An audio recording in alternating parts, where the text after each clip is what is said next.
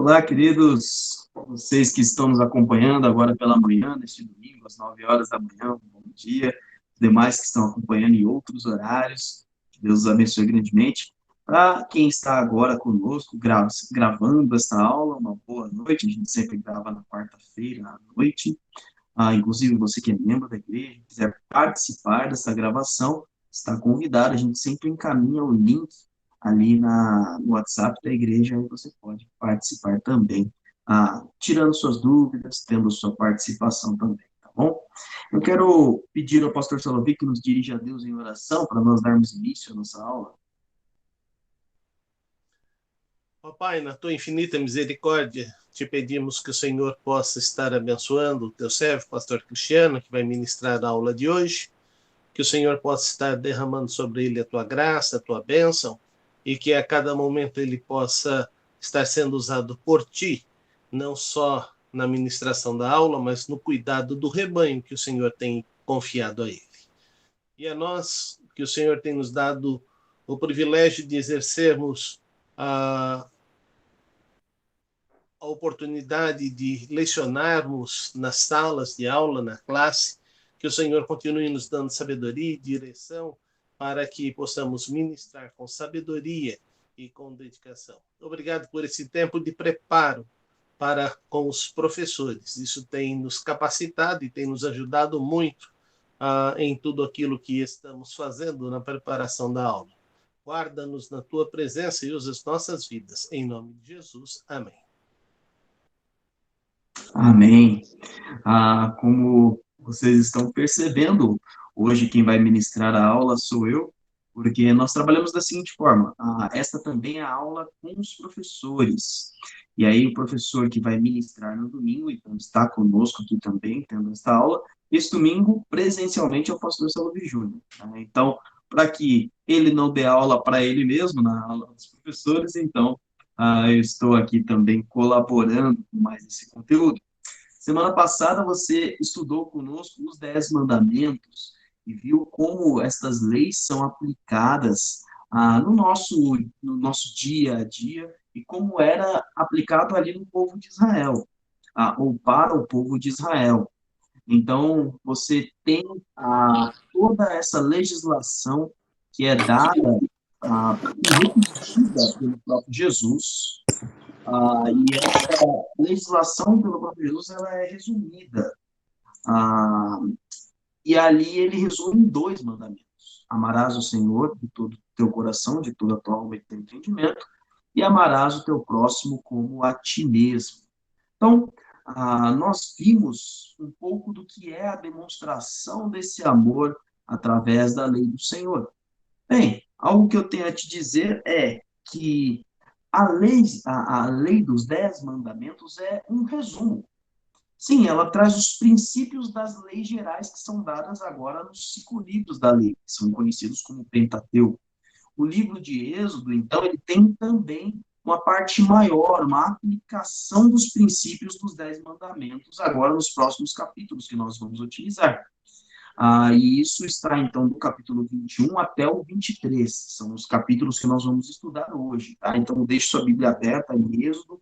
A partir do capítulo 21, nós vamos sequencialmente até o 23.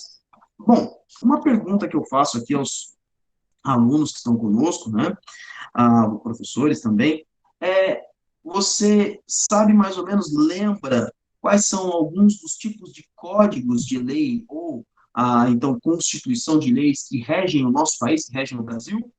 Se você lembrar de algum aí, abre o seu microfone e fala, por favor.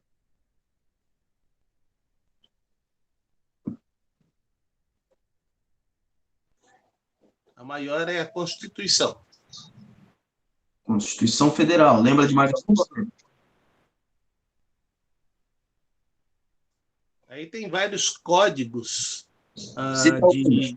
de ética, por federações, por organizações que regem os estatutos, os regimentos internos. São todas regras que regem as instituições. Muito bem. Beth, você lembra de algum código civil, algum código de lei, além da nossa Constituição? Tem o Código do Consumidor. Código de Defesa do Consumidor é um. Tem mais algum que tem a memória? Deixa eu ver aqui. Não me lembro agora. Eu sei que tem. Tem. Ó, alguns aí que a maioria já conhece. O Código Civil, então, depois da Constituição Federal, um dos mais importantes é o Código Civil. Tem o Código Penal, tem o Código de Defesa do Consumidor, como a Beth citou, tem a CLT, a Consolidação de Leis do Trabalho, tem o Código de Trânsito Brasileiro, né? Então, a nossa lei de trânsito, o Estatuto da Criança e do Adolescente. Aí eu fui dar uma pesquisada para ver quantos códigos federais nós temos. Né? Então, só os federais, porque o pastor aí citou várias outras instâncias inferiores, mas são em torno de 22, pelo menos na listagem que eu peguei. Então, além da Constituição, junto com esses códigos aí que eu citei, são 22. Agora, minha pergunta para vocês que estão na sala aqui, para que serve, quais são os objetivos dos códigos de lei ou das constituições?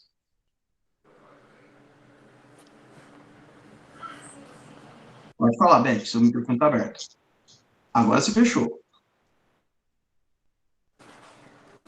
Eu acho que para a gente, por exemplo, do Código de Trânsito, acho que é uma lei para a gente ter uma responsabilidade maior. Não, pastor, acho que porque já pensou se não tivesse lei nenhuma, que bagunça? Então, acho que é uma organização, para ser organizado, né? Igual o consumidor também. Senão ia vender produto vencido, ia ter cada um colocar o preço que queria. Eu acho que tem que ter uma lei aí, senão iria ter muita bagunça, né? Sem responsabilidade. Certo. Então, o principal que a Beth coloca é a organização. Pastor Salomão, tem alguma?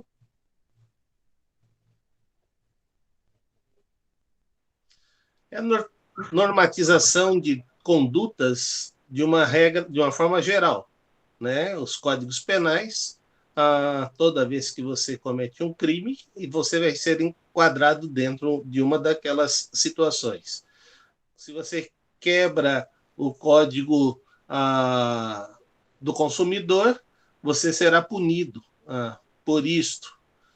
E a gente tem visto que as leis que têm sido lançadas têm trazido grande proteção, principalmente aos pequenos. Porque se nós percebêssemos a lei do mercado, que essa não tem código, a lei do mercado, ela iria levar a engolir e só termos megas empresas dominando no monopólio. Então, a lei do mercado abre essa possibilidade, mas as normativas da Constituição e do Código Penal impedem esta situação desses monopólios dominarem tudo, porque a hora que se tem um monopólio, ele começa a ditar o que acontece. E para a quebra disso, aí o governo tem que entrar de uma outra forma, que não se vê muito dentro de um mercado livre como é o nosso. O governo não pode chegar simplesmente e desapropriar as empresas, como acontece em alguns países onde há uma ditadura, onde a lei maior é o que o presidente pensa, o que o governante pensa e acabou. Né? Então, nós temos que ter em mente que essa normatização regra tanto para os fortes quanto para os fracos. É bem verdade que, na grande maioria das vezes, a gente vê só o fraco que não tem como se defender, sofrendo as punições. Né? Ontem, na semana passada, passou-se um programa na TV dizendo das pessoas que estão presas porque roubou comida. E nessa situação a gente vê, se fosse um milionário roubando uma comida, o comerciante diria o seguinte: não, leva de brinde. Foi um prazer ter você na nossa instituição. O pobre não, vai para a cadeia. Né? Então, essa é a situação que a gente tem visto diante das circunstâncias que a gente está vivendo. Né? Muito bem, muito obrigado. Bom, algumas dicas aqui em relação à Constituição, é observar justamente o que é a palavra. Então, a Constituição Federal. Então, o primeiro ponto em que as leis são colocadas para qualquer instituição é para o surgimento ou para a sua constituição, ou seja, o que constitui o povo brasileiro em uma nação é a Constituição. Senão nós seríamos um povo, uma região, uma parte de algo, como nós éramos antes, uma parte do Império Português. E aí, uma vez que nós nos tornamos a República Federativa do Brasil, nós precisávamos de algo que constituísse o Brasil como nação. E isso vai sendo regrado para instâncias cada vez menores. Então, por exemplo, você quer organizar uma igreja, você precisa de uma constituição que é o estatuto. Você vai organizar, você vai entregar um condomínio de casas, um condomínio de apartamentos. Você precisa de um estatuto para organizar este condomínio, e assim por diante. Além disso tudo, então, aí nós temos vários códigos de leis, como são colocados, como os irmãos aí levantaram, para organização, para definição de padrões dentro do país, né? Então, esses são alguns dos pensamentos em relação às leis gerais, né? Pastor, o senhor levantou a mão? Pode falar, pode falar. Uma coisa que a gente olhando pela palavra de Deus, e Paulo vai dizer isto, que quando veio a lei, o tempo da lei, ele veio para mostrar o pecado. Quando estávamos sem lei, né, é o que ele vai dizer, quando estávamos sem lei, estava sem essa orientação do que seria estar certo ou errado. As nossas leis não se diferenciam disto. É bem verdade que Deus é muito mais misericordioso, e eu estava lendo recentemente isso, criando cidades de refúgio. Então, se você quebrou a lei e, ao quebrar a lei, foi um ato impensado, então, por causa desse ato impensado, você teria condição de poder fugir para um lugar e ali ficar naquele lugar e ter toda a proteção. Mas quando nós olhamos para a lei, a lei nossa, nós vamos encontrar que ela é um ato falho em alguns aspectos. E os bons advogados encontram brechas na lei e, por encontrarem brechas na lei, absolvem os seus clientes. Mas a lei está lá. Só que você tem que ser ávido, conhecedor da lei para poder usar ao seu favor. Então, você fala, mas ele não cometeu isso? Cometeu. Mas isso não é crime? É crime. Mas tem caminhos que levam a pessoa a ser absolvida. Então, quem tem o conhecimento usa essas brechas da lei exatamente para impugnar alguma coisa que foi feita dessa maneira. Então, nós temos que entender que nas nossas leis, nos nossos códigos que foram citados, e eu não sabia que eram tantos, assim como o pastor Cristiano citou só os federais, 22, você tem que parar e pensar como unir estas coisas e fazer com que elas tenham uma mesma visão, uma mesma noção. Nós vivemos uma situação na convenção que todos os estatutos tiveram que ser reajustados. E isso demandou, além de um grande trabalho de pessoas que conhecem as leis, mas também demandou de uma grande situação de pessoas que desconheciam a lei, mas conheciam as leis externas. Porque não adiantava a gente fazer alguma coisa dentro do nosso entendimento e harmonizar a convenção como uma única entidade dentro de um único estatuto e um único regimento, e ela ferir as leis ordinárias.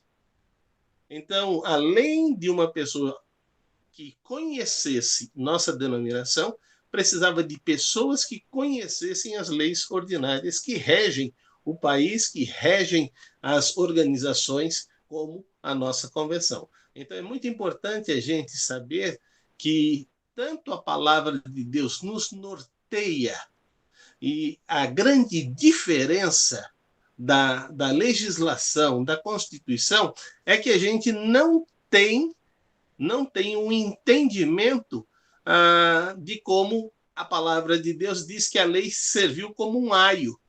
Isso significa como um tutor. Hoje, que estamos no tempo da graça, nós temos o Espírito Santo que nos convence do pecado, da justiça e do juízo. E já com relação às nossas leis ordinárias do país e tudo mais, que colocam ordem em tudo, a gente sempre está sendo pego no desconhecimento. E o desconhecimento não nos isenta da culpa. Você tirou a sua habilitação, você é obrigado a conhecer todas as leis de trânsito. Mas eu não fiz isso, não me ensinaram isso. Você está com a carta na mão? Era a sua obrigação conhecer tudo, né? Então, a gente vai vendo essas situações que regem e que norteiam, porque nós não podemos declarar que, pela ignorância, somos inculpáveis. Na nossa lei não existe isso. A ignorância não lhe ajuda, pelo contrário, lhe pune, né? Muito bem, muito obrigado, pastor.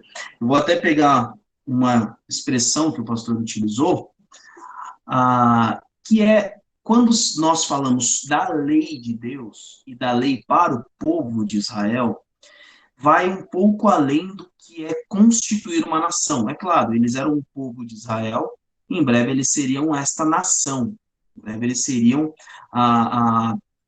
uma organização ali no meio das outras nações que ali haviam. Então, sim, seriam constituídos como nação, mas muito além. Deus estava formando para si um povo. E a lei que abordava, e nós vamos ver um pouco disso, ele também trabalhava a questão da cultura, trabalhava a questão dos valores. Nem todos os valores eram tratados na sua especificidade, respeitando ali um pouco do que eles eram naquele período, mas diferenciando o povo de Israel de todos. Um exercício que nós vamos fazer aqui, porque foi o que o pastor Salvi disse, nós estamos em um tempo de graça. Um tempo de graça não nos limita pela lei, mas pelo contrário, quem nos conduz é o Espírito Santo. Então, há várias situações que serão expostas aqui que não são aplicadas hoje, porém, os princípios que nós vamos aprender permanecem até hoje. Nós temos que aprender, quando olhamos o Antigo Testamento, nós temos que aprender sobre tempos e culturas e entender o que era aplicado àquela história, àquele momento, e o que é aplicado hoje. Então, vamos dar início aqui a falar sobre isso. Um parêntese aqui. Então, você tem os 10 mandamentos, um pequeno código de leis que são colocadas como se fosse uma constituição. Você vai ter agora as leis do capítulo 21 ao 23. E se você pegar o livro de Levíticos, o livro de Levítico e o livro de Números, você vai ter aí todo ele com uma outra legislação muito mais extensa. E as pessoas perguntam, mas por que tinha tanta coisa? Bom, a gente acabou de ver, no Brasil, no mínimo, em códigos federais são 22. Então, eles são muito mais extensos do que é a legislação que é colocada pelo próprio Deus aqui através de Moisés. Então, fica aí sua Bíblia aberta em Gênesis capítulo 21. Nós vamos ler aqui os versículos 2 e 3, tá bom? Nós vamos falar primeiro leis acerca da escravidão. Diz aqui, versículo 2, versículo 3 de Gênesis 21. Se você comprar um escravo hebreu, ele o servirá por 6 anos, mas no 7º ano será liberto sem precisar pagar nada. Se chegou solteiro, solteiro receberá liberdade, mas se chegou casado, sua mulher irá com ele. Bem, então, primeiro de tudo, antes de nós falarmos a respeito do princípio, a gente tem que entender algumas questões culturais. Porque se você ler esse texto, você vai entender, olha, então a Bíblia está incentivando a escravidão. Então a Bíblia está colocando aqui, o próprio Deus está instituindo leis sobre a escravidão, e não é isso. Qual era o valor e pensamento da época? Todos os povos do mundo antigo. Bem, primeiro de tudo, eles olhavam, em boa parte, do ser humano como uma propriedade. Então, o que se diz isso? A esposa e os filhos eram propriedades do homem, do homem da casa ali. Então, eles poderiam ser dados como pagamentos de dívida, por exemplo. Isso até no Novo Testamento, Jesus conta uma parábola sobre isso também. Então, essa era a visão do mundo antigo. Todos os povos trabalhavam nesta linha. Uma outra linha de escravidão, e olha que esta era até um pouco menor do que as demais, entre o povo de Israel, os povos era mais extenso isso, era escravidão por espólio de guerra. Então, um povo que era conquistado por outro povo, geralmente pegava alguns dos homens e mulheres, principalmente mulheres e crianças, como escravos. Era assim que eram as coisas no mundo antigo. E Deus, observando que esta situação não seria mudada, então ele regulamenta. E aqui você tem Deus trabalhando, então, com uma nação, um povo que ele escolheu, um povo que ele formou, porém, um povo que era corrompido pelo pecado, assim como nós somos hoje, e no meio de um mundo corrompido pelo pecado. Então, nem todas as coisas funcionariam, até porque hoje, 2000 anos depois, e numa história recente, de mais ou menos aí até os anos 50 ainda havia, se eu posso até estar um pouco errado, pode ser até que até os anos 70, 80, mas pelo menos até os anos 50 ainda havia escravidão. Não era um consenso global, mundial. Hoje, a escravidão ainda existe, mas é considerada crime. Então, nós temos que entender o tempo que a humanidade levou. E uma coisa importante, não coloque o seu pensamento de hoje, o seu contexto de hoje, para julgar textos bíblicos do passado, porque são completamente diferentes. Mas aqui ele está falando, e eu quero trazer uma reflexão a você. O que estes textos, então depois se você quiser fazer a leitura, leis acerca da escravidão estão aí em Êxodo 21, do 1 ao 11, tá? Mas o que esses textos nos ensinam? Quais são os princípios que eu aprendo hoje? E o destaque fica ali no versículo 2. Ele o servirá por 6 anos, mas no 7º ano será liberto sem precisar pagar nada.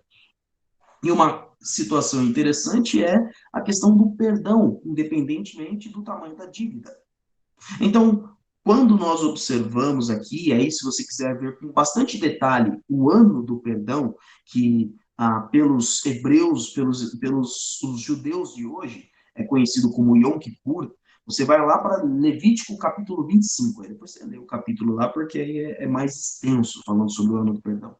Mas pense, a pessoa estava devendo algo como semelhante a 15 anos de trabalho, a pessoa estava devendo algo há 8 anos de trabalho, que seria, ou até, quem sabe, uma dívida impagável, como Jesus conta na parábola do servo impiedoso, que não perdoa o seu conservo. Aqui, independentemente do tamanho da dívida, chegasse ao 7º ano, era perdoado, o escravo era liberto. Então, como é importante nós entendermos o valor do perdão independente do tamanho da dívida. Quando você vai para a carta de Paulo, ele escreve uma carta até a Filemon. Filemon, um dos fundadores ali da igreja, a igreja se reunia na sua casa, e ele então recebe uma carta do apóstolo Paulo. Ele era cooperador de Paulo, ajudava Paulo em várias das viagens missionárias. E Filemon tinha um escravo. O nome do escravo era Onésimo.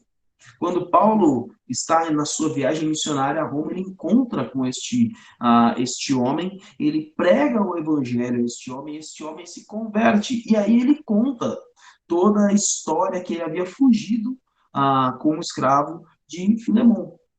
E então você tem uma carta bem curta, recomendo que você faça a leitura depois. Mas o apóstolo Paulo começa a aplicar agora a interpretação de Jesus à lei, ou seja, a lei do amor. E aí Paulo vai dizer a Filemon, no final da carta, olha, por amor a mim, você vai recebê-lo como seu irmão, e não só recebê-lo, como colocá-lo em liberdade. Então, perceba como os valores que foram ensinados ali no Antigo Testamento, eles foram ampliados com a graça de Jesus Cristo. E algo que é fundamental para nós entendermos, nós de fato temos que condenar sim a escravidão, nós não devemos aceitar, concordar com o que houve na história do Brasil. E um detalhe, essa é a história do nosso país, e ela se deu de uma forma diferente. Aqui no Antigo Testamento, a escravidão não era de negros. A maioria, inclusive, tanto no Brasil, tanto em Israel, quanto em boa parte do mundo europeu antigo, a escravidão era dos povos que estavam ao redor, brancos, arianos, persas e vários diferentes tipos de raças que haviam ali ao redor. Então, eram situações diferentes, e na história do Brasil nós tivemos isso, nós não devemos aceitar isso. Mas a palavra de Deus quer nos trazer um princípio fundamental, que é o princípio do perdão com base no amor. O perdão com base no amor tem a capacidade para perdoar qualquer tamanho de dívida, independente do quanto ela seja. Porque uma coisa que eu tenho aprendido sobre o perdão ele não pode ser conquistado. Se você fizer algo no seu casamento, para a sua esposa, para o seu marido, você pode trazer o mundo até essa pessoa. As coisas que ela mais gosta, coisas que ela sonha. Você não vai conquistar o perdão dessa pessoa. O perdão ele é dado de maneira voluntária e como um reflexo do amor. Independente do que você faça ou deixe de fazer. Por isso que nós somos perdoados em Cristo. Nós não fizemos nada para merecer, mas fomos perdoados. Seguindo aqui, nós vamos trabalhar 7 tipos de leis diferentes que são colocadas, tá? Então, eu vou ser um pouco mais rápido em cada uma delas, tá? Vamos falar acerca das leis da vida e da violência. E isso fica aqui num bloco de textos de Êxodo 21, do 12 ao 32. Eu vou pedir que alguém leia para mim do 12 até o 19. Então, Êxodo 21, do 12 ao 19. Quem está aí com a sua Bíblia aberta na sala, pode ler para mim, por favor.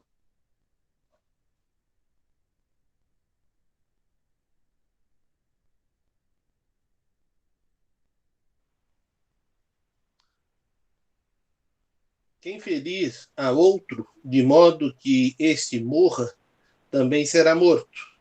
Porém, se não lhe armou ciladas, mas Deus lhe permitiu que caísse em suas mãos, então te designarei um lugar para onde ele fugirá.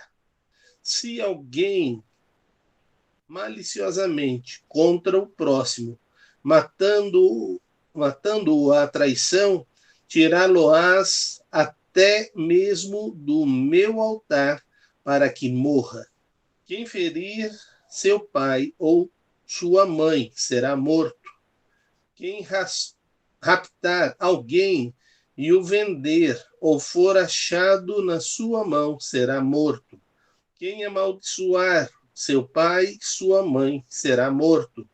Se dois brigarem, ferindo um ao outro com pedras ou com punho, e o ferido não morrer, mas cair de cama, porém ele tornar a levantar-se e andar fora apoiado ao seu bordão, então será absolvido aquele que o feriu. Somente lhe pagará o tempo que perdeu e o fará curar-se totalmente. Muito bem.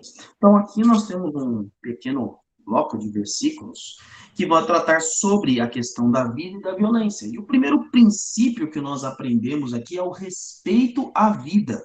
E isso é algo muito antes da constituição do povo de Israel. Quando você vai ver ali, nos tempos de Noé, Gênesis 9:6, Deus está falando a Noé e aos seus filhos, dizendo assim, Gênesis 9:6, quem derramar sangue do homem, pelo homem seu sangue será derramado, porque a imagem de Deus foi o homem criado. Então, perceba este primeiro ponto. Por que a vida deve ser respeitada, preservada? Porque nós somos toda a humanidade. Quando você lê homem aqui no livro de Gênesis, principalmente do 1 ao 11, você entende como humanidade. A expressão que é usada é Adam. E esse Adam não é o nome de Adão, é o nome de humanidade, é o ser humano. Então, primeiro de tudo, todo e qualquer ser humano, por melhor ou pior que ele seja, ele deve ter a sua vida respeitada. Porque é a imagem e semelhança de Deus. Foi criado a imagem e semelhança de Deus. Então, Deus começa a tratar toda um código de leis ao seu povo para que este respeito à vida acontecesse. Agora, se não fosse respeitado, haveria um preço. Então, pegando aqui alguns pontos, ali a partir do versículo 12, então fica aí com a sua Bíblia aberta, vou citar aqui alguns trechos, eu vou fazer aqui a citação das palavras na NVI, a nova versão internacional. Então, por exemplo, no versículo 12, quem ferir um homem e matá-lo terá que ser executado, diz o versículo 12. Então, aí o preço, a morte pela morte.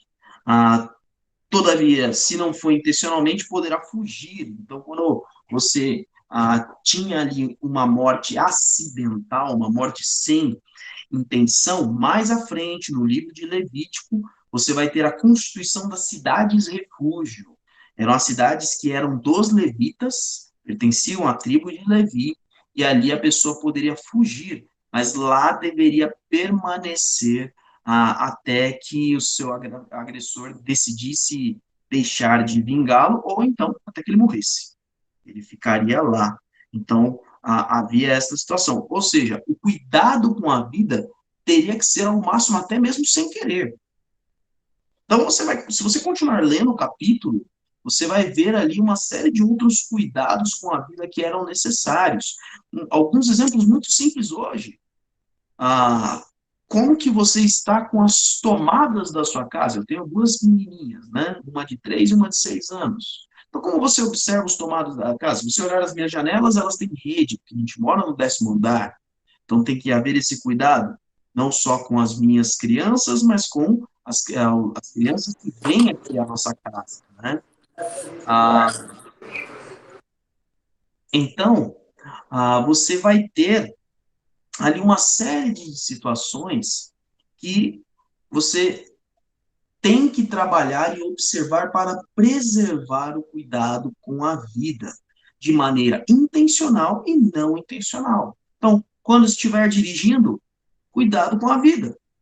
Não tem nada mais importante do que a vida. A mensagem que chegou no teu celular não é mais importante do que a vida. Responder aquele WhatsApp não é mais importante do que a vida. Fazer qualquer outra atividade que não seja prestar atenção no trânsito não é mais importante que a vida. Então, há vários aspectos que nós devemos tomar a atenção, porque há consequências. Não há consequências tão severas, infelizmente, porque por conta de várias situações que nós temos tido ali, muitos que, por exemplo, têm acidentes intencionais. E como é que é um acidente intencional? Não no caso de alguém querer assassinar alguém de fato com um carro, mas quando está alcoolizado, uma outra questão, quando está no uso de algum aparelho, de algum celular, por exemplo, se torna como um crime doloso, com a intenção de matar. E por que esses crimes continuam acontecendo? Porque as consequências não são graves.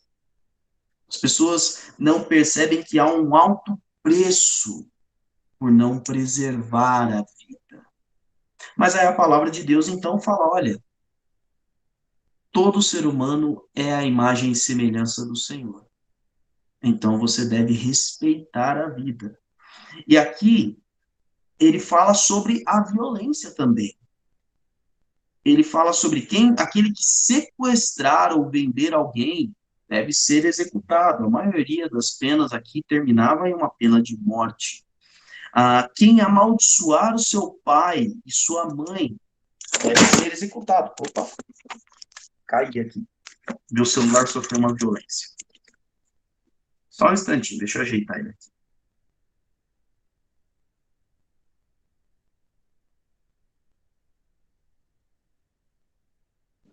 Pronto. Engraçado que eu ouvi o barulho, eu estava olhando para baixo, eu achei que alguém tinha deixado alguma coisa cair aqui. Mas muito bem, retomamos. Ok. Até ali ele não falava só sobre a agressão dos pais, né, como ele cita no texto, no versículo 15, mas no 17 também, aquele que amaldiçoar. Então, como é importante não exercer a violência na família. Agora, perceba que ele está falando sobre violência física e violência verbal. Então, não só sobre o agredir, mas também aqui ele fala o amaldiçoar o seu pai e sua mãe. Como nós estamos observando hoje as palavras que nós dirigimos às pessoas? Qual é o conteúdo das palavras? O que a gente está escrevendo na internet? A internet trouxe o anonimato para muita gente. Bom, um falso anonimato. Mas é porque você agora está de frente para uma tela, está de cara a cara com aquela pessoa. Vamos supor que essa pessoa seja um homem grande, forte, você seja como eu, um rapaz aqui que tem 1,72 m, não é tão grande, também não sou tão forte. Estou fazendo academia, comecei há 2 semanas, e ali tem homens e mulheres ali que já estão há muito mais tempo que eu, e tanto alguns homens bem mais franzinos do que eu, assim, bem magrinhos, e algumas mulheres também ali levantando muito mais peso que eu. Então, eu posso dizer que sou pequeno e fraco, né? Olhando para algumas das pessoas que fazem exercício comigo. E aí, vou lá, então, por exemplo, meu tio Nestor, eu tenho um tio que tem 2 metros de altura. A mão dele é quase 2 da minha. Você não falaria isso para ele. Eu não ofenderia ele logo de frente. Infelizmente, a violência está sendo praticada de maneira verbal e agora não verbal, através de digitação de texto, simplesmente porque as pessoas não entendem o preço da violência. E a palavra de Deus, que trabalhou algo no passado, há mais ou menos aqui, há 3.000 anos atrás, um pouco mais de 3.000 anos atrás, o princípio se mantém. A violência tem que ter um preço. E a sociedade tem que entender isso. Você que é povo de Deus, filho de Deus, tem que saber disso mais do que ninguém. E é por isso que a gente revê essas ações. O versículo 18, o versículo 19, que falam sobre a briga entre 2 homens, mostra que as nossas ações têm um custo. como seria bom. Olha como não teríamos brigas se isso realmente funcionasse. Se dois homens brigassem, um se ferir e não morrer, bom, se morresse seria executado, como a gente viu logo no início, no versículo 12. Mas se não morrer, teria que indenizar o homem e teria que se cuidar de toda se responsabilizar por toda a recuperação.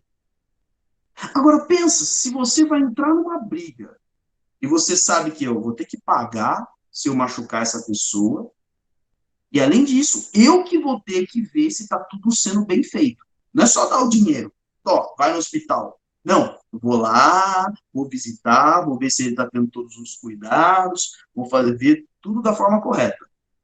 A briga, vamos brigar. Aí a pessoa pensar ali, não. Nós, muitas vezes, não temos noção do preço das nossas ações. Hoje em dia pode custar caro, não tão caro quanto naquela época. E por isso que muitas vezes a gente tem trabalhado em situações tão adversas e que fazem tão mal para nós e para outras pessoas. Vamos avançar. Vamos falar sobre leis acerca da propriedade. Então, alguém para mim lê Êxodo 21, versículo 33 primeiro. Êxodo 21, 33. Quem achou pode ler. Se alguém abrir uma cova, ou se alguém cavar uma cova e não a abrir, e nela cair um boi ou um jumento... Lê para mim 34 também, Cíntia. O dono da cova o pagará.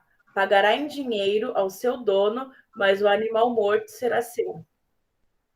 Muito bem. Então, aqui nós estamos falando sobre o cuidado com a propriedade. Mais uma vez, a responsabilização sobre as ações. Então, não é simplesmente fazer por fazer. Então, por exemplo, hoje em São Paulo, você vai precisar escavar na sua propriedade ali. Se você tem casas ao lado, você tem que fazer uma contenção. Na engenharia, se eu não me engano, a expressão é o muro de arrimo, para que a propriedade da pessoa não desabe sobre a sua. Então, há toda uma responsabilidade. Infelizmente, aconteceu recentemente de os engenheiros não calcularem direito, ou os executores ali não calcularem direito, em uma estação do metrô que estava sendo construída, e aquela máquina lá, o tatu, perfurou um pedaço do leito do rio e inundou tudo. Ali, então, não houve ali um pensamento, ou na execução, ou no planejamento da maneira correta. E é necessário, então, ter este respeito com o que pertence ao outro. Eu vou ler aqui para você Êxodo 22, do 1 até o 4, falando um pouco mais sobre respeito à propriedade. Se alguém roubar um boi ou uma ovelha e abatê-lo ou vendê-lo, terá que restituir 5 bois pelo boi e 4 ovelhas pela ovelha. Se o ladrão for pego arrombando, for ferido e morrer, quem o feriu não será culpado de homicídio. Mas, se acontecer depois do nascer do sol, será culpado de homicídio. Um ladrão terá que restituir o roubo, mas, se não tiver nada, será vendido para pagar o roubo. Se o que foi roubado for encontrado vivo em seu poder, seja boi, seja jumento, seja ovelha, ele deverá restituí-lo em dobro. Pensa um pouquinho se essa legislação funcionasse aqui. Aqui ele traz, se você roubar um boi, você vai ter que restituir 5 vezes mais. Então, você roubou ali, nós temos os escândalos do mensalão, da Lava Jato. Agora pensa aqueles que fraudaram os cofres públicos, não tivessem que pagar uma multa de 20% a mais do que roubaram, mas 5 vezes mais do que roubaram. Porque hoje a legislação brasileira ela é branda com relação a isso. Por quê? Roubou-se 1 milhão, paga-se 20%, 200 mil. Mas com este 1 milhão, ele já fez 5, 6 milhões. Quem tem dinheiro sabe fazer mais dinheiro. Ou seja, mesmo que ele devolvesse, aliás, ele tem que devolver também o que ele roubou, é claro, perdão, esqueci só de afirmar isso. É a multa mais o valor que foi roubado. Ele ainda saiu no lucro. Agora, se ele tivesse que devolver 5 milhões, além do milhão que ele roubou, aí acho que o crime não compensaria, de fato. Hoje a expressão o crime compensa é por conta disso. Não há, de fato, um respeito à propriedade. E aí, quando você vai olhar este pensamento à luz da palavra de Deus e à luz da direção do Espírito Santo, você vai ter uma ação como a, por exemplo, do nosso missionário Lyubomir. Lyubomir é um dos nossos missionários na Ucrânia. E ele está atualmente em Kiev com a sua família durante a guerra que está ocorrendo ali.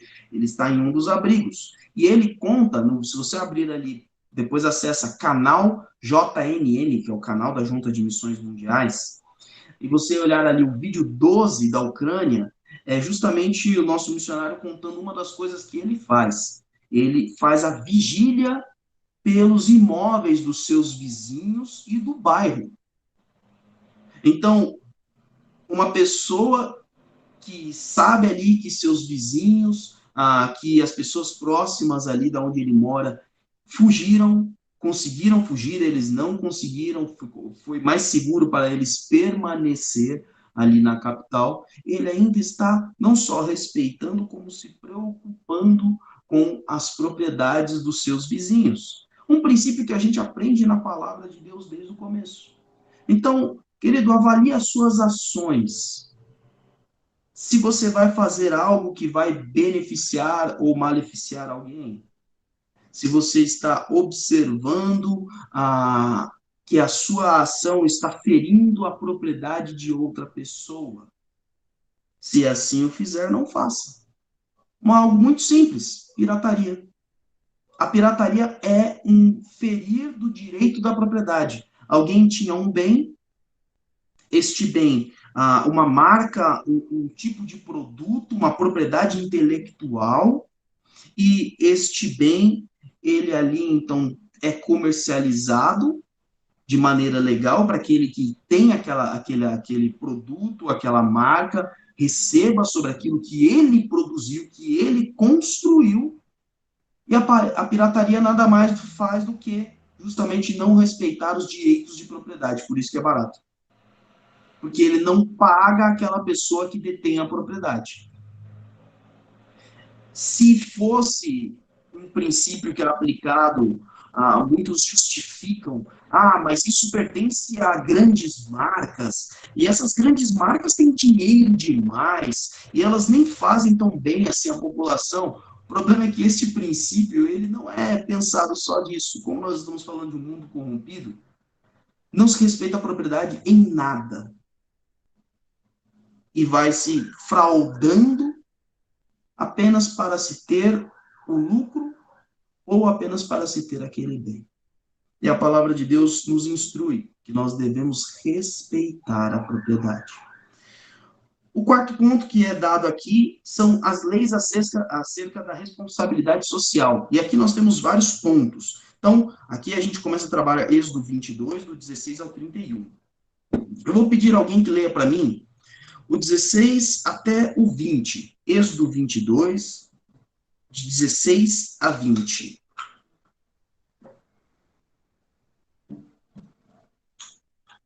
Quem achou pode ler.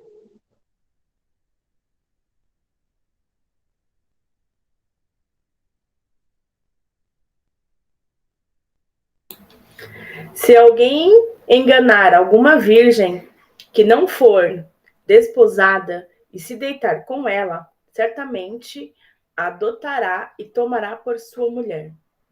Se seu pai inteiramente recusar dar-lhe, pagará ele em dinheiro conforme o dote das virgens. A feiticeira não deixarás viver. Todo aquele que se deitar com o animal certamente morrerá. O que sacrificar aos deuses e não só ao Senhor será morto. Até o 20, né? Isso, obrigado. Bom, vamos tratar aqui então dentro leis acerca da responsabilidade social, ele vai falar sobre a moralidade religiosa e sexual. E aqui nós temos um ponto polêmico, justamente porque nós precisamos entender a cultura da época. Como eu disse, neste período, a mulher era entendida como propriedade. Então, a Bíblia ela não está apoiando o estupro. Aqui ele está dizendo que o pai poderia dar esta jovem, que era uma jovem ali virgem, se o homem pagasse o dote. Então, havia este pagamento de dote porque entendia-se que a mulher era propriedade.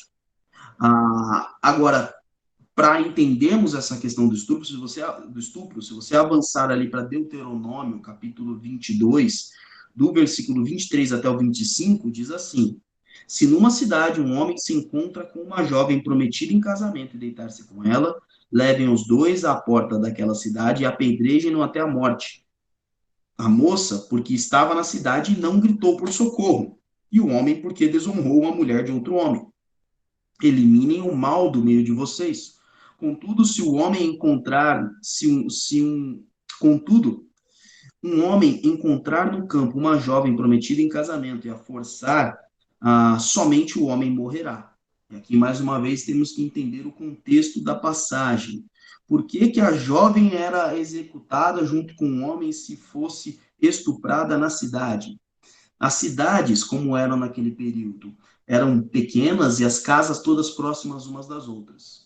Então, se a mulher ali, ela gritasse, qualquer um escutaria. E aí poderia correr em socorro dela e, assim, então, ter a execução do estuprador. Como eu disse para vocês, as penas eram muito mais rígidas há 3.000 anos atrás. Então, a Bíblia, ela condena o abuso e a violência sexual. Agora, além disso, e a gente leu ali, Gênesis 22, 16 ao 31, e você pode até me perguntar, mas por que o senhor enquadrou ali a moralidade religiosa e sexual quando falou sobre a feiticeira, como relações sexuais com animais? Bom, primeiro, não deixem viver a feiticeira, é o que diz em Êxodo 22, 18. A feitiçaria que era praticada naquela época era realizada justamente a Moloque, um dos deuses pagãos daquela região, da região ali de Canaã. E ele consistia no sacrifício de crianças, dos filhos, no fogo. Então, se você permitisse ali Deus está formando uma nação, ele não permitiria que esta nação fosse contaminada pelas práticas dos povos que estavam ao redor. Além disso, ele diz ali, quem oferecer sacrifício a qualquer outro Deus, no versículo 20, e não unicamente ao Senhor, será destruído. Os cultos a deuses pagãos eram cultos de imoralidade. Você tinha os prostitutos e as prostitutas cultuais.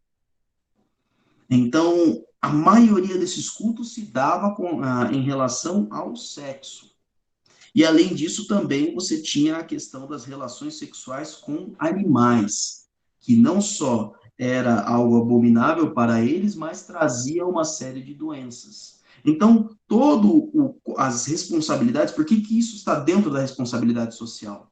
Porque todos estes quebrares das leis aqui, esses crimes, trariam um mal para toda a nação, como de fato trouxe. Se você ler o restante do Antigo Testamento, toda vez que eles quebravam esses mandamentos, a nação mergulhava em imoralidade sexual, em estupros, em abusos, em violência e assim por diante.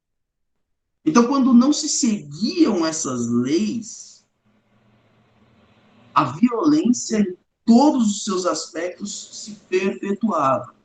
Então, perceba como a legislação que Deus estava colocando para eles era um cuidado para a nação.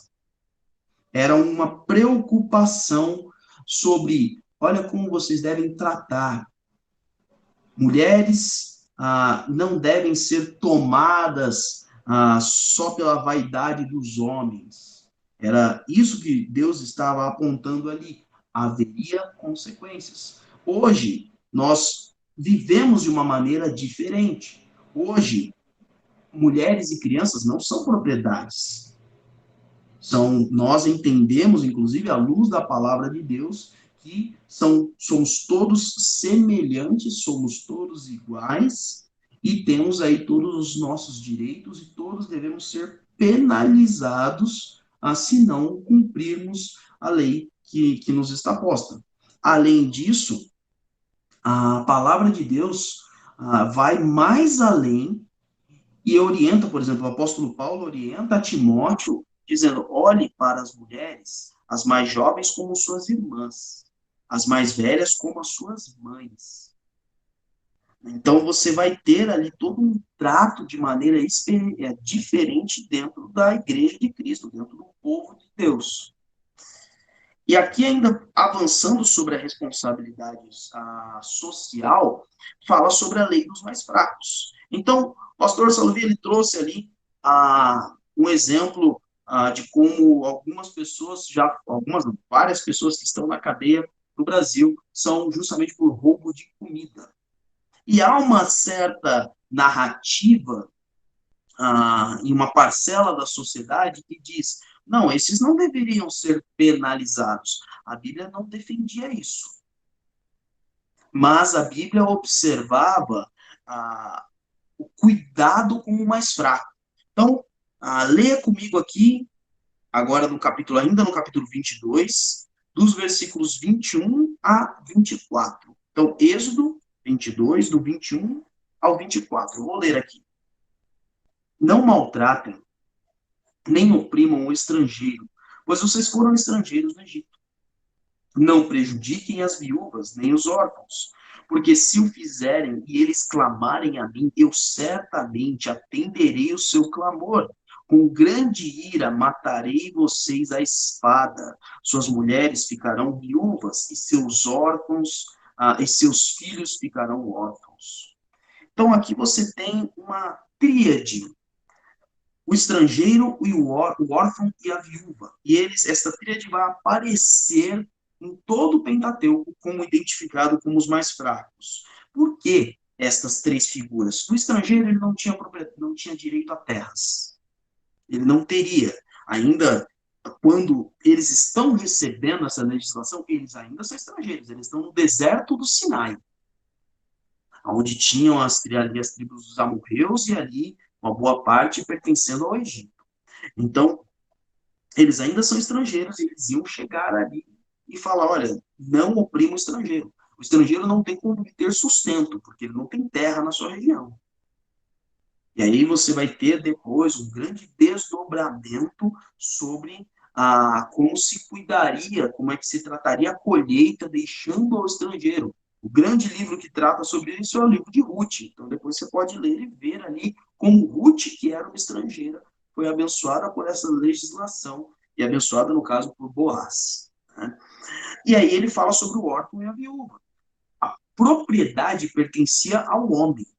Se um menino ou a criança não tivessem ali os pais, e aí é o homem adulto, tá? Não a criança, ou a esposa não tivesse mais o marido, ou o filho adulto, ela não teria a propriedade, a criança também não. Mais uma vez, sem direito a tirar o sustento da terra.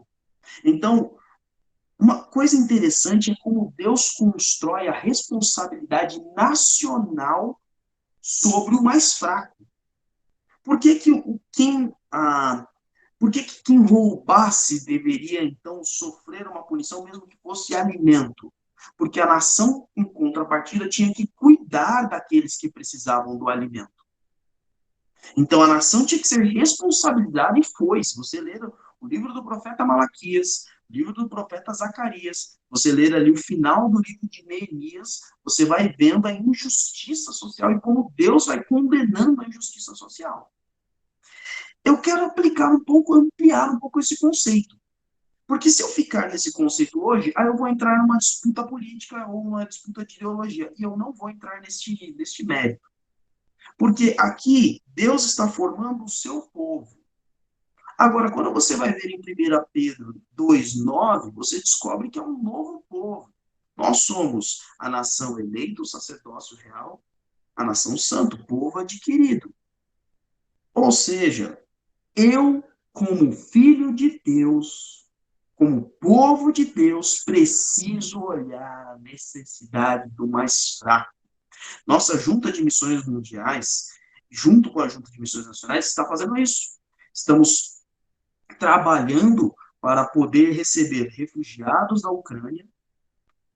Estamos trabalhando para poder, depois dá uma olhadinha nas minhas redes sociais, ali no Facebook, ou no canal da Junta de Missões, você vai ver alguns dos planos que estão sendo elaborados para cuidar dos refugiados da Ucrânia na Polônia, feito pela nossa Junta de Missões Mundiais e outras agências parceiras, alguns quando chegarem no Brasil e também afeganistãos, além dos venezuelanos que aqui estão, que são os refugiados, os estrangeiros, que não têm como obter um sustento logo de imediato.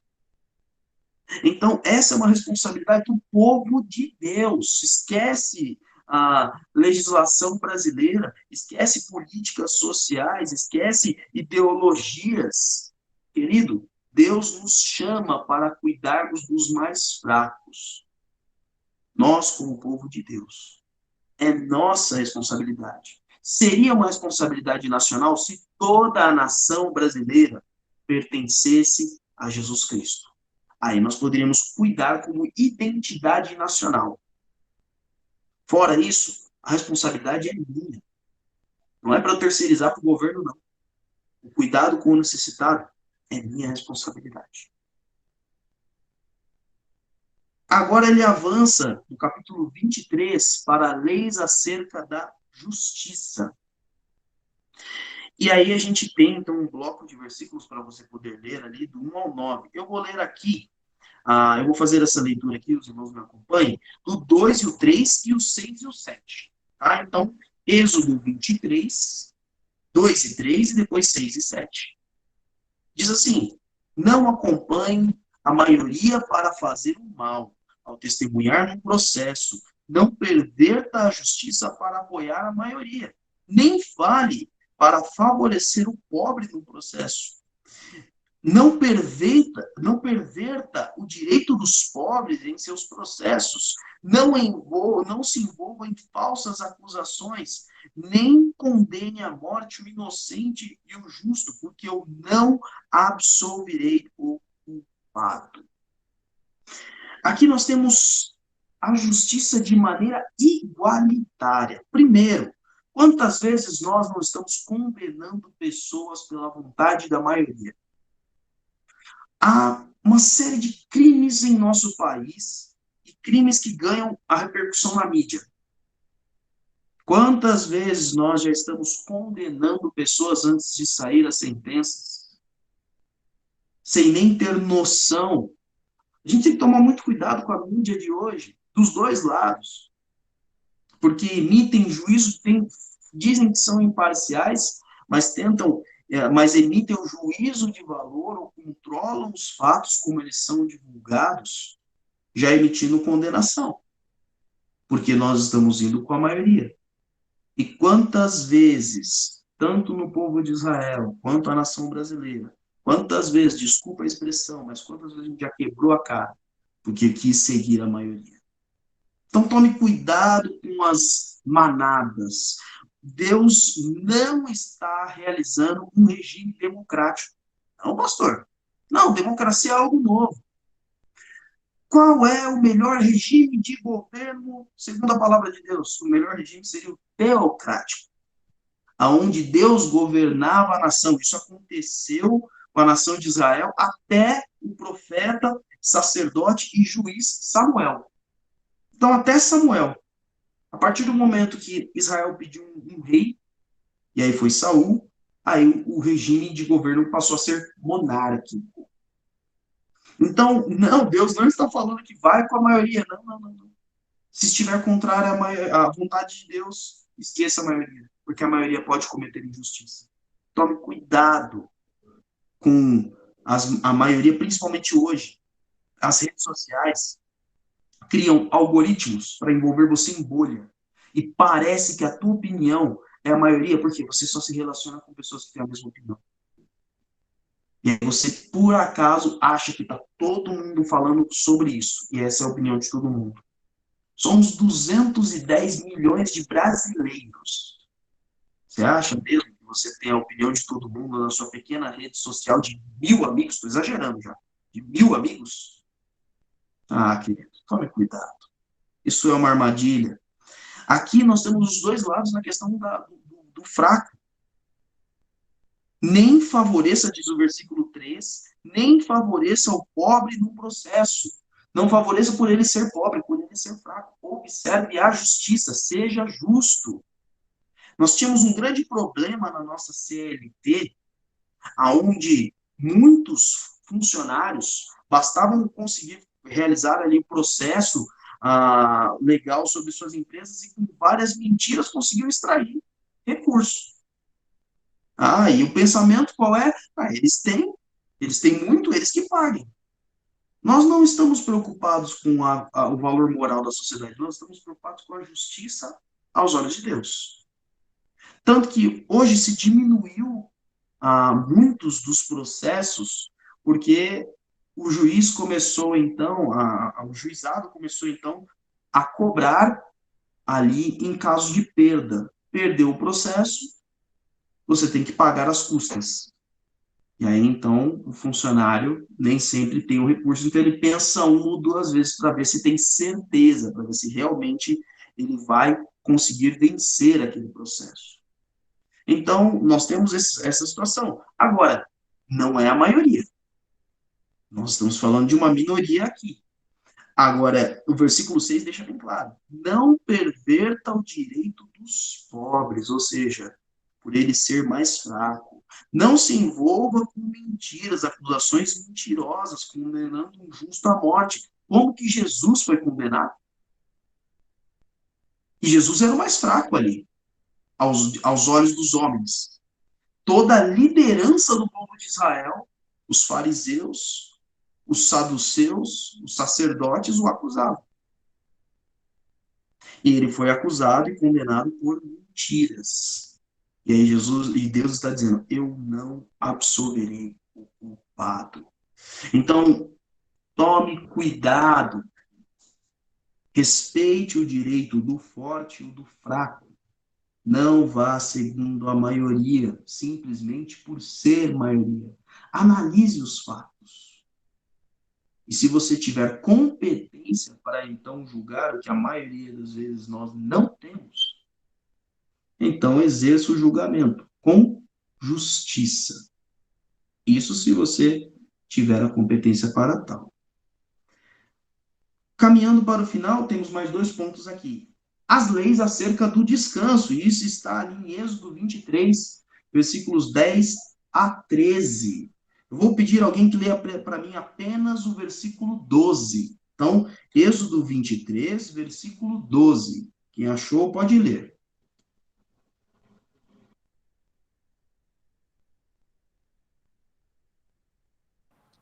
Pode ler, Beth. Em tudo o que vós tenho dito,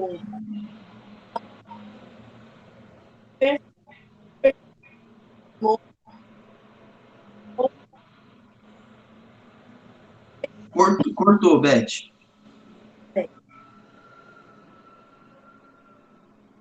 Vou recomeçar. Tá bom. Dá para ouvir? Dá sim, dá sim. Em tudo que vós tenho dito, dai no nome de outro, em vós tem. Não tá, Beth, não tá no 12. Perdão. Estou no 13. É o 23, 12. É que a minha letra hoje está minúscula. Levei a Bíblia por ser. Sem problema, pode ir lá.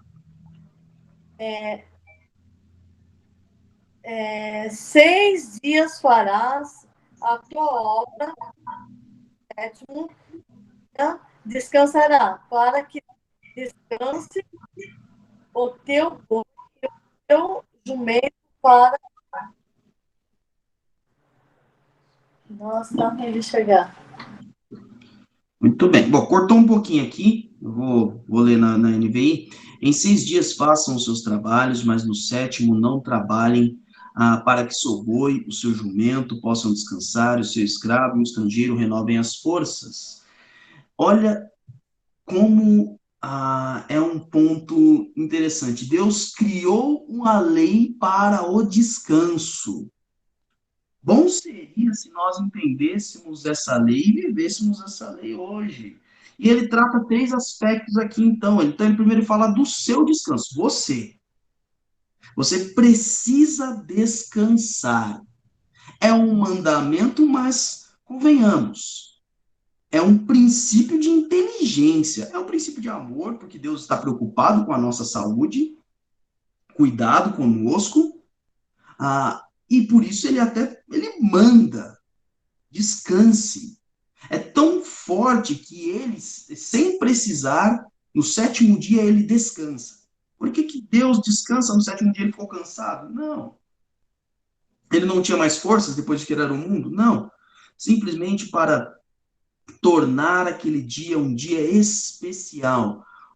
Para separar uma adoração exclusiva ao Senhor, como é posto depois, e nós vimos também nos 10 mandamentos, um dos 10 mandamentos, mas também para que o ser humano pudesse descansar. Mas aí nós vamos ampliar o conceito. O descanso não é só para você.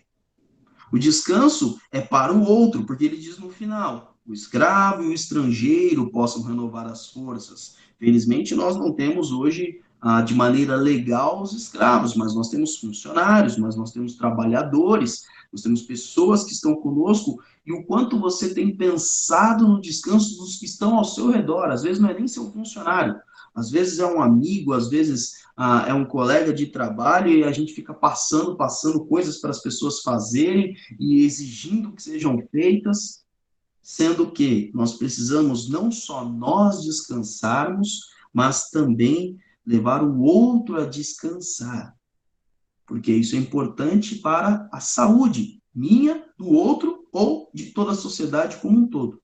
É menos gente estressada, é menos gente brigando no trânsito por conta do estresse, é menos gente tomando medicamento desnecessário, simplesmente porque faz uma coisa muito simples, descansar. E ainda quando você lê os 4 versículos, do 10 ao 13, você vai ver também a necessidade do meio ambiente, da natureza descansar. Então, ele até no versículo que nós lemos fala sobre o boi, sobre o jumento, mas no versículo 10 fala sobre o descanso da terra e como as nossas atividades agropecuárias têm sido predatórias. Nós temos tecnologia hoje suficiente para o cuidado do nosso meio ambiente, da nossa agricultura e pecuária, sem a agressão ao nosso meio ambiente. Agora, nós estamos falando desde o começo dessa lição. Tudo vai ter um custo. Um dia isso vai nos custar. Hoje já nos custa. Nós mantemos um sistema de agrotóxicos muito agressivos no Brasil. E esses agrotóxicos nos causam alergias e outras doenças que são aí somáticas, vão aumentando e piorando as nossas situações, nossos quadros de saúde. Então, queridos, não darmos o devido descanso, o devido cuidado com a natureza, também custa a humanidade. Custa a sua vida e custa a minha vida. Bem, último ponto que nós vamos tratar, leis acerca das festas. Deus teve que criar leis para você fazer festa. Mas aqui é um caso específico. Vamos ver aqui, olha, o versículo 14, 15 e 16. Diz assim, 3 vezes por ano, Êxodo 23, do 14 a 16. 3 vezes por ano vocês me celebrarão festas. Celebrem a festa dos pães sem fermento. Durante 7 dias comam um pão sem fermento, como eu lhes ordenei. Façam isso na época determinada do mês de Abíb, pois nesse mês vocês sairão do Egito. Ninguém se apresentará a mim de mãos vazias. Celebrem a festa das colheitas, dos primeiros frutos do seu trabalho e da semeadura. Celebrem a festa do encerramento da colheita, quando no final do ano vocês armazenarem as colheitas. Muito bem. Então, nós temos 3 festas que eram anuais ali, haveriam outras mais à frente, você vai ver outras, como a festa dos tabernáculos, ou a festa dos Pentecostes, é daí que vem a expressão, é a festa que é celebrada em Atos capítulo 2. A expressão tabernáculo, ou tenda, ou Pentecostes, vem justamente de todos esses aspectos aqui. Eles iam em tendas e moravam em tendas durante um período ali, para lembrar o período que eles estiveram no deserto. Mas essas três trazem três informações importantes. Aliás, traz duas informações importantes. Primeiro, a festa dos pães sem fermento, ou a festa do pão da pressa, é justamente para lembrar que Deus é o único Deus que liberta. Ele é o único Deus libertador. E aí a minha pergunta é, seria muito legal, a gente comemora o nosso aniversário todo ano. Então, eu celebro aqui todo dia 9 de janeiro. Né? Celebro da minha esposa, das minhas filhas, dos meus pais. Hoje a gente está celebrando o aniversário do Juan, que é um dos irmãos lá da nossa igreja. Você já celebrou o dia que você foi liberto do pecado? É curioso porque a gente acaba esquecendo de valorizar isso. Bom, você pode até usar, quem sabe, a ceia do Senhor, porque a ceia do Senhor só que aí é uma celebração coletiva, nos trazendo a memória de quando nós somos libertos do pecado. Mas como é importante celebrar aquilo que Deus faz nas nossas vidas. Então, celebre, lembre-se do dia, do mês. Eu fui liberto do pecado em janeiro de 1995. Eu ainda tenho que fazer uma pesquisa para saber quando que foi o Despertar 1995. Era uma programação que tinha na cidade de Campinas, e eu aceitei a Jesus Cristo nessa programação. Então, o dia que eu descobri a data dessa programação, eu lembro a data do dia que eu aceitei a Jesus Cristo, porque eu tinha 8 anos de idade, então faz um tempinho. Mas todo mês de janeiro, além do meu aniversário, eu tinha que lembrar e celebrar a minha salvação, a minha libertação. E além de tudo, você tem agora Deus falando sobre a festa da colheita, da primeira colheita e da última, o início e o fim. Ou seja, o povo de Israel tinha que lembrar que é Deus quem sustenta do início ao fim. Você, quando vai comer aquela pizza, ou vai comer o seu arroz com farofa e feijão, ou tinha um cliente meu que era arroz, farofa e fava, e era um cliente bem rico, mas ele tinha uma origem pobre, então não podia faltar na comida dele a fava, tinha que ter a fava. Então era uma carne, quem sabe até uma carne nobre, mas tinha que ter a fava dele lá, né? Um feijãozinho do Nordeste, para quem não conhece. Toda vez que você vai ter a sua refeição, você está celebrando o sustento de Deus. É um dos princípios elementares. Você não precisa fazer uma festa da colheita, porque a maioria de nós não somos fazendeiros. A maioria não sabe quando se dá a colheita. Eu trabalhei com crédito rural na instituição financeira, e você tem colheita o ano todo. Então não dá para fazer uma festa da colheita. Você pode fazer de algum tipo de safra. Então, Atibaia, cidade daquele estado de São Paulo, próximo de São Paulo, faz a festa do morango, né? Porque é o período de colheita do morango, é uma das melhores festas, né? Tem a festa da uva, eu não lembro que cidade que é. Mas tem vários tipos, mas não é sobre isso, não. Deus está trabalhando a questão do sustento. Aqui nós temos o início e o fim do período de colheita. É um ano inteiro. É um ano inteiro em que Deus está me sustentando. Esse princípio tem que ser guardado, esse princípio tem que ser vivido. Comece pela gratidão sincera, não a gratidão automática. Senhor, obrigado por essa comida que eu vou comer aqui.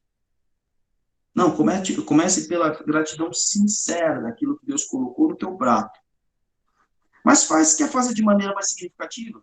Quando você receber os seus pagamentos, seja o seu salário, seja o fruto do seu trabalho, se você que é pequeno empresário, grande empresário, Quando você receber aquele recurso, agradeça a Deus pelo sustento que Ele proporcionou. Faça uma festa. Não precisa pedir a pizza, senão você vai acabar gastando todo o sustento com coisas que não são tão relevantes. Mas faz ali uma celebração, agradecendo a Deus pelo que Ele tem feito. E aí você pode, aí, quem sabe, até fazer a pizza. Aprende a fazer a pizza também. É uma coisa boa, vale a pena. Queridos, é isso. Tive que correr um pouco, porque, como os irmãos viram, tem muito conteúdo, já estamos indo para 1h20 de lição. Agradeço a presença dos irmãos, a participação dos irmãos conosco, aí, alunos e professores que estão conosco nesta noite e estarão ali neste domingo pela manhã. Deus abençoe grandemente a sua vida. É o início de semana, tempo de você colocar estas leis em prática, tempo de você colocar a celebração em prática. Nós começamos nossa semana celebrando, por isso que os cultos têm o nome de celebração da manhã e a celebração da noite. Porque é isso que nós vamos fazer lá. Então, venha conosco celebrar presencialmente, ou se não for possível, às vezes você está em outra cidade, celebre da sua casa também. Esteja com irmãos aí reunidos em igreja, uma igreja local, e também nos acompanhando pelas redes sociais. Deus abençoe grandemente sua vida. Até mais, até a próxima. Obrigado. Foi um grande ensinamento. Que Deus continue usando sua vida. Obrigada, pastor. Olha, eu peço